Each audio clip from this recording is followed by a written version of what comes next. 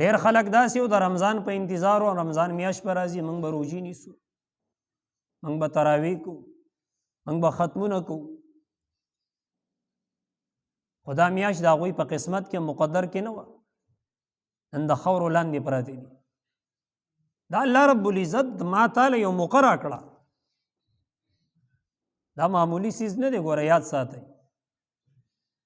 او بیا دا چې کومه عشره روانه ده اخري عشره دا د برکتونو د رحمتونو د الله رب العزت د طرف نه انوارات د راورېدو مواقع دي مبارک شپې ورځې دي په دې کې الله تبارک وتعالی طرف ته متوجه کېدو نو عرض مې دا دی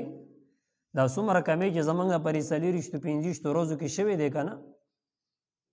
پرې 3 ورځو کې دا کمی پوره کړو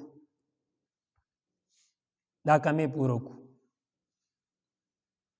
په غوښتو کې زمونږ نه کمی دی تلاوت کې کمی دی منځونو کې کمی دی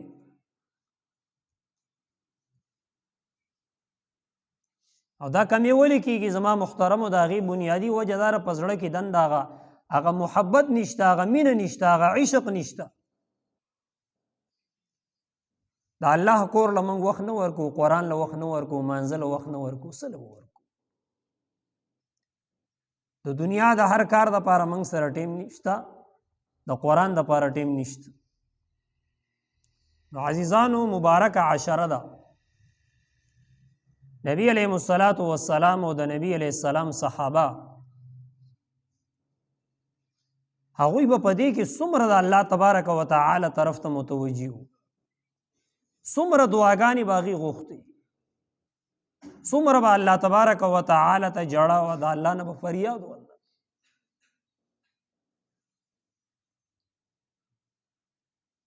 او من خپل حالاتو ته وګورو زما محترمو څنګه روان یو په کوم طرف روان یو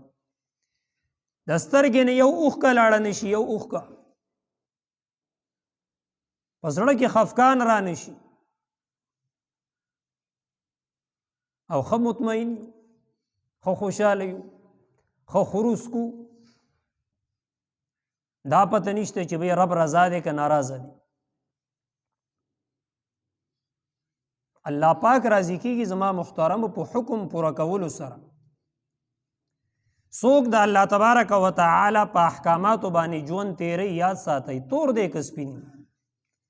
خان دی او که نواب دی مالدار دی او که غریب دی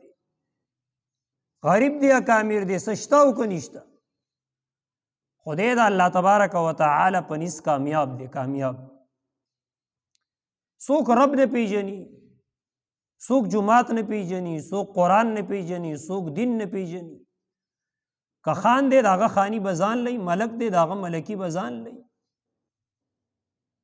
بادشاه دی د هغه بادشاهت به ځان لئ د الله په نیز د هغې هېڅ قدر نشته یاد ساتئ د انسان قیمت چې لګي که نه د انسان قیمت هغه په اوصافو باندې لګي الله پاک ته چې کوم صفات مطلوب دي هغه صفات که په ده کې راله که نه بلال حبشي د رنګ نه تور خو الله پاک ته چې کوم صفات مطلوب و هغه صفات په هغه کې وو الله تعالی کوم ځای ته ورسه ابو لهب د رنګ نه سور سپین دی او د نبی علیه السلام تره دی پردی سړی نه دی خو هغه صفات پکې نشته ناکامه شو اوس دا مبارک وختونه دا مبارکه میاشت دا صفات په ځان کې پیدا کړو زمونږ اورېدو زمونږ کاتو زمونږ سوچ زمونږ وینا داسې نه چې ټول ورځ روژې نیسو او هېڅ راته هم میلاو نشي لکه د نبي علیه السلام حدیث دی ډېر روژه نیونکي داسې دي چې د لوږې یا د تندې نه سوا ورته هېڅ هم نه میلاویږي دا ولې روژې نیولي یا په حرامو ماته کې یا غیبت او چغلۍ او دروغه په دغې کې اخته یاد ساتئ یوازې د چای ډوډۍ خبره خو نه ده چې ته وایې زه چای ډوډۍ نه کوم زما روژه ده خفه کېږو به نه زما خوله څنګه چلیږي زما غوږونه اورېده څنګه کوي زما سترګې کاته څنګه کوي زما دماغ سوچ څنګه کوي آیا روژه دې ته وایي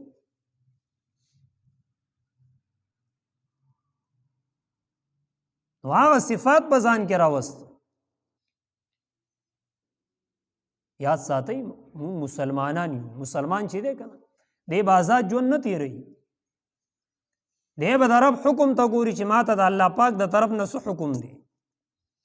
زما اورېدو، زما کاتو، زما سوچ، زما وینا دا به زما د خپلې مرضۍ نه وي. نو دا مبارکه میاشت چې ده که نه دا ځان د بدلولو میاشت ده. یاد ساتئ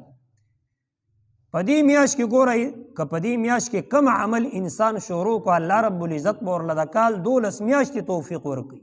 عادت به جوړ شي. یو سړی 5 وخته جمعات ته راغی په دې مبارکه میاشت کې الله پاک عادت جوړ کړي. بیا د روژې نه پس به هم انشاءالله راځي. یو خو دا ناس څومره ملګري چې دی ټول دا نیت وکړي